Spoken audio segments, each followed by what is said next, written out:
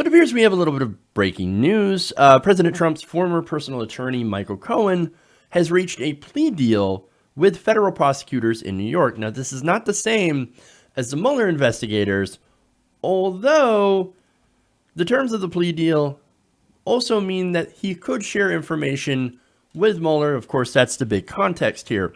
Now, let me give you some details. Now, the deal, according to Axios, reportedly encompasses campaign finance violations, bank fraud, and tax evasion. Cohen was also under investigation for possible violations of campaign finance law. Regarding payments, he facilitated to multiple women who claimed to have had extramarital affairs with Donald Trump. So this is your Stormy Daniels, your Kara McDougal, all that stuff, and of course, lying about it, and all that. Now, he's also under investigation for more than $20 million, and this is the relevant part, $20 million of bank and tax fraud after allegedly misrepresenting the value of his assets and trying to obtain loans for the family taxi business. So that right there, financial crimes. So there's something interesting here in this country, a little bit of commentary on this. We don't punish white-collar criminals the way that we should. In fact, in a lot of cases, we don't punish white-collar criminals at all. People that do tax evasion, people that do this kind of stuff, tax fraud, bank fraud, etc. The only time that it seems like our justice system goes after people, white-collar criminals like this, is when they rip off rich people. So that is the number one rule. You can rip off poor people every day, right? You can pull a Wells Fargo, and you can screw people over, right?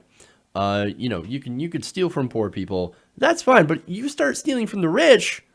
Oh no, here we go. Now, Cohen is a little different because there is a good chance that if he was not related to the president, in which, look, the media hates, let's be fair about that, right?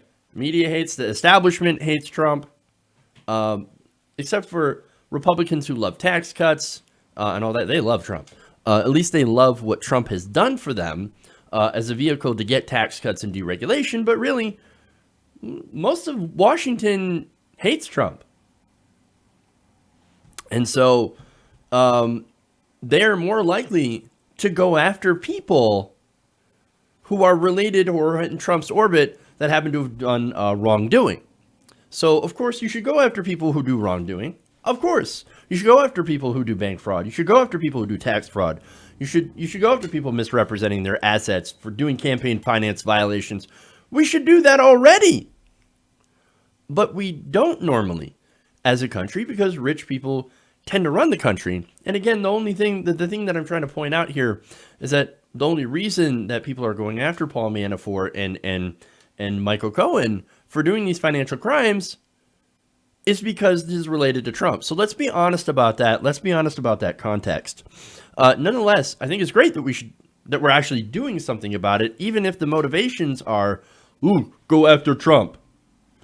Yeah, okay, let's go after wrongdoing of all sort. It doesn't matter what party, doesn't matter what politician, doesn't matter what administration.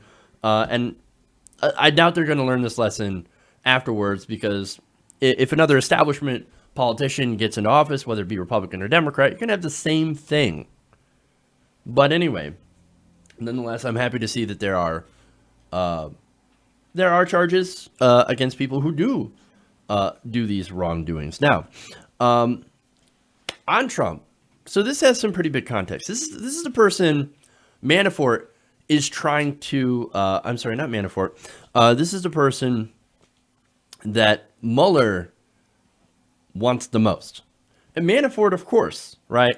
But there's generally prosecutors don't do a plea deal with you unless you have something that they want.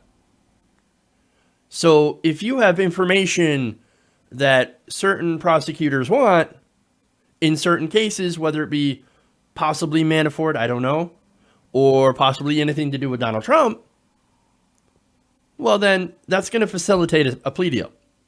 And that's what may have happened in this. But again, we don't have the details. The details are not yet clear yet on what exactly Cohen has on whomever. And I'm assuming Trump, I'm guessing Trump, I could be wrong about that. That's an assumption of mine. I think that Trump definitely did something involving money laundering or some sort of financial crime. Because look at who he surrounds himself with. People like Felix Sater. People like Michael Cohen, Paul Manafort, Michael Flynn. All these people that are in potentially quite a bit of trouble. In fact, Manafort's on trial at this moment.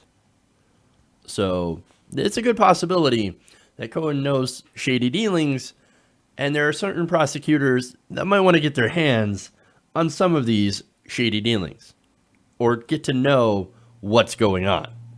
So that's why this could be absolutely relevant. As I said before, prosecutors in New York, these federal prosecutors, can share information with the Mueller investigation, which again is different. So, this could be bad. Hey everybody, thanks for watching this video. If you want to see more like this, please hit the subscribe button below.